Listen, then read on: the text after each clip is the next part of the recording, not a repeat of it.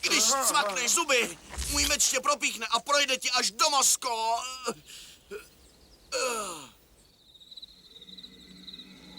Když mě tím mečem propíchneš, cvaknu zuby. Až do svitu měsíce 2 titánové bojovali.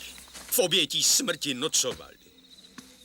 Kdo z nich ten osudný úder zasadí, čí tělo padne v bezvládě.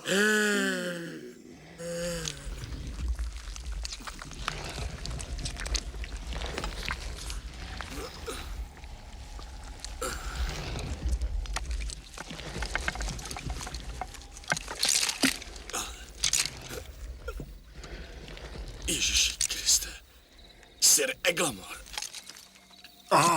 Mnohokrát ti děkuju. Byl tam zapíchlý víc jak měsíc. Nemůžeš se zvednout z mýho jazyka? Proč bys měl mít pohodlí? Slintáš, že mi rezavý meč, a to nemluvím o tom, jak ti páchne stlamy.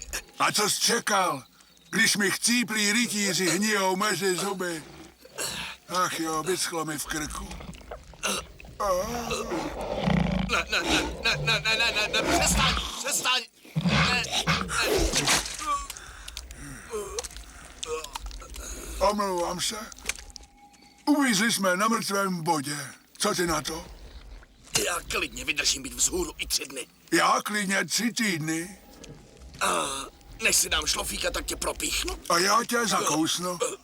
Ohromný, zabijem se navzájem. Co navrhuješ? Příměří, slez dolů. A promluvíme si tváří v tvář. Proč bych ti měl věřit?